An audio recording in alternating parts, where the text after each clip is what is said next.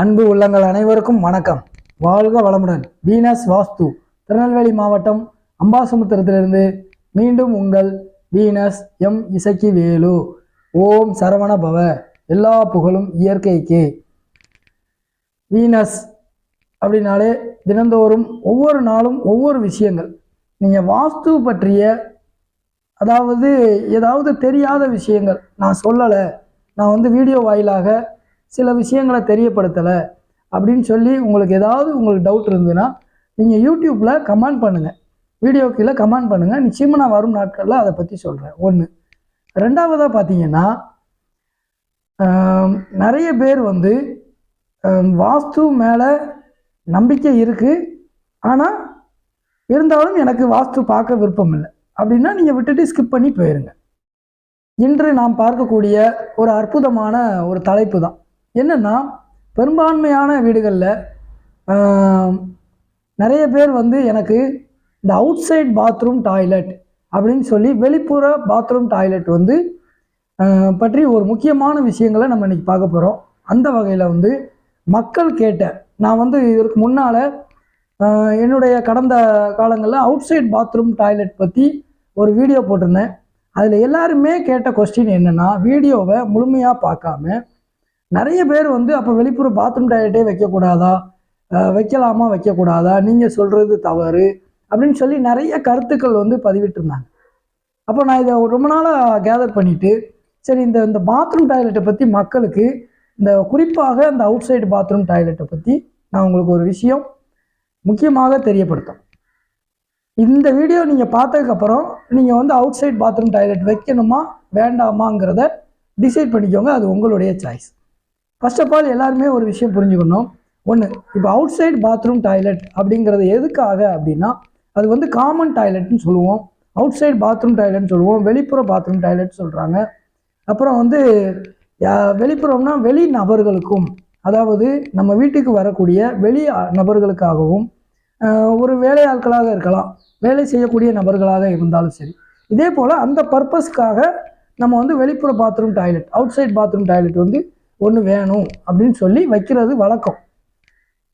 ஆனால் first of all நல்லா புரிஞ்சுக்கோங்க, அந்த பாத்ரூம் டாய்லெட் எந்த மூலையில் அமைப்பீங்க? வடமேற்கு மூலையில் தான் அமைக்கணும். அப்போ எல்லாருமே என்ன பண்ணுவாங்கன்னா, அந்த வடக்கும் மேற்கும் சந்திக்கக்கூடிய வடமேற்கு மூலையில் அந்த பாத்ரூம் டாய்லெட் அமைப்பது தான் இதுவரை நடைமுறையில் உள்ள ஒரு விஷயம்.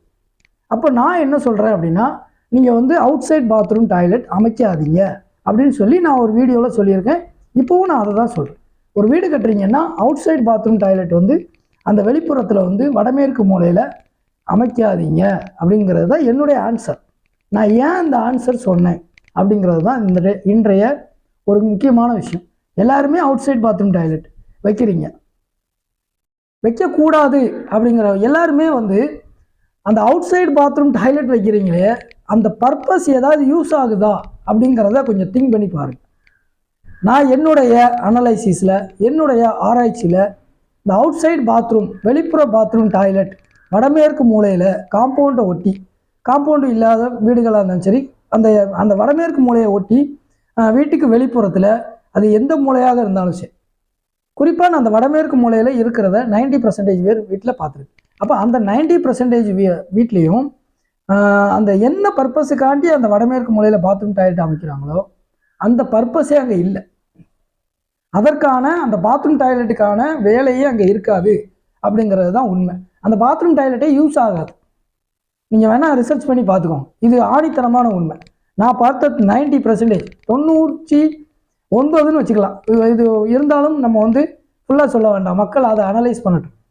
அப்போ நீங்கள் ஒரு பாத்ரூம் டாய்லெட் வடமேற்கு மூலையில் வச்சுருக்கீங்கன்னா நிச்சயமாக அதை ஒன்று பூட்டி போடுறீங்க, இல்லைன்னா அது யூசேஜ் இல்லாமல் இருக்குதே தவிர, எப்போவாச்சும் வர்ற ஒரு வேலையாட்களுக்காகவும் எப்போவாச்சும் வர ஒரு விருந்தினர்களுக்காகவும் அந்த பாத்ரூம் டாய்லெட்டை வச்சு அது ஒரு தவறான விஷயத்தை நம்ம பயன்படுத்த வேண்டாம். அதுவும் எல்லா வீட்லேயும் பார்த்தீங்கன்னா காம்பவுண்டு அந்த செப்டிக் டேங்க் மேலே பாத்ரூம் டாய்லெட், இது தவறு. அது வீடு அப்படின்னா ஒரு வீடு நம்ம வசிப்பதற்காக ஒரு வீடு கட்டுறோம், அவ்வளவுதான்.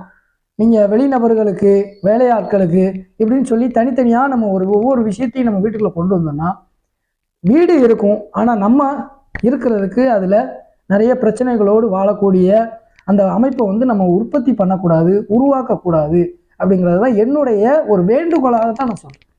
இதை பார்த்துட்டு உங்களுக்கு பிடிச்சிருந்ததுன்னா இதை ஃபாலோ பண்ணுங்கள். கொஞ்சம் நான் சொல்கிற விஷயங்களை எடுத்து அனலைஸ் பண்ணி பாருங்கள்.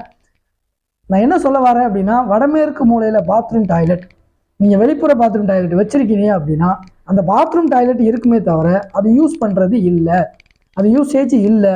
ரெண்டாவதாக பார்த்தீங்கன்னா, அந்த வடமேற்கு மூலையில் கார்னரில் கட்டிட்டீங்க அப்படின்னா மற்ற 3 மூலைகளும், அதாவது நீங்கள் வடமேற்கு மூலையில் கட்டக்கூடிய பாத்ரூம் டாய்லெட் வந்து மற்ற அந்த ஒரு மூலையை வந்து அடைத்து விடும்.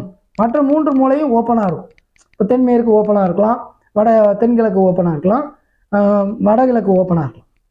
ஆனால் வடமேற்கு அப்படிங்கிறது வந்து அது வந்து ஒரு முக்கியமான ஒரு விஷயமா நம்ம பார்க்கணும். அதனால் வடக்கும் மேற்கும் சந்திக்கக்கூடிய அந்த வடமேற்கு மூலையில் இந்த அவுட் சைட் பாத்ரூம் டாய்லெட்லாம் தயவு செய்து கட்டாதீங்க. நீங்கள் எந்த ஒரு சஜஷன் யார் கொடுத்தாலும் தயவு செய்து அந்த விஷயம் வேண்டாம். சரி, இன்கேஸ் வந்து நான் இப்போ வந்து அந்த வீட்டில் வந்து வடமேற்கு மூலையில் ஒரு பாத்ரூம் டாய்லெட் இருக்குது. இப்போ வந்து இதை இப்போ உடைக்க முடியாது உங்களால், அதுக்கான தீர்வையும் நம்ம சொல்லணும் இல்லையா? அப்போ அதை உடைக்க முடியாது, இப்போதைக்கு அதை உடைக்க முடியாது. உடைச்சா நல்லது. உடைக்க முடியாத பட்சத்தில் மாற்று வழிகளாக நீங்கள் என்ன பண்ணலாம் அப்படின்னா, அந்த பாத்ரூம் டாய்லெட்டில் இருக்கிற இடத்துல தயவு செய்து ஒரு எக்ஸாஸ்ட் ஃபேனை வந்து மாட்டுங்க. இவ்வளவுதான், சின்ன விஷயம்தான். அது ஒரு பெரிய ஒரு மாற்றத்தை கொடுக்கும். சரி, அது நிரந்தரமா அப்படின்னா கிடையாது.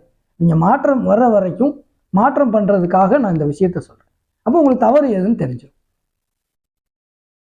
தயவு செய்து கொஞ்சம் புரிஞ்சுக்கிட்டு நீங்கள் நல்ல விஷயங்களை நோக்கி நகரணும். எல்லாருமே பிரம்மாண்டமான, இதற்கு மேலே இந்த வடமேற்கு மூலையில் ஏன் பாத்ரூம் டாய்லெட் அமைக்கக்கூடாது? ஒரு வீட்டுக்குள்ளே பாத்ரூம் டாய்லெட் அமைச்சாலே மிகப்பெரிய தவறுங்கிறது எல்லாருக்குமே தெரியும். அப்புறம் வெளிப்புற பாத்ரூம் டாய்லெட்டு, நம்ம இப்போ நிறைய காலம் போன போக்கில், அந்த காலத்துலலாம் பார்த்தீங்கன்னா வீடுகளில் பாத்ரூம் டாய்லெட்லாம் கிடையாது, வெளிப்புறத்தை நோக்கி தான் நம்ம போனோம். ஆனாலும் இப்போ நம்ம மாற்றம் நடந்து கொண்டிருக்கக்கூடிய சூழ்நிலை, எல்லாருமே மாறிட்டோம். எல்லாருமே நம்ம வீட்டுக்குள்ளேயே எல்லாம் இருக்கணுங்கிற ஒரு அட்வான்டேஜ் இருக்குது. அதனால எது தேவை அதை மட்டும் எடுத்துகிட்டு போங்க. உங்களுக்கான தேவைகள் என்னங்கிறத மட்டும் பாருங்கள். உங்களுக்கான வாழ்க்கையை மட்டும் நீங்கள் நிச்சயமாக வாழணும். கொடுக்கதான் வாழ்க்கை, கெடுக்கிறது வாழ்க்கை இல்லை. எது நம்மளை கொடுக்க வைக்கும், எது நம்மளை கெடுக்க வைக்குங்கிறது தான் விஷயம். நீங்கள் எதை செய்தால் நம்ம கொடுப்பவருக்கான உலகத்துக்கு செல்லலாம் அப்படிங்கிறத நீங்கள் புரிஞ்சுக்கிட்டீங்கன்னா நிச்சயமாக எல்லாருமே வெற்றி பெறலாம்.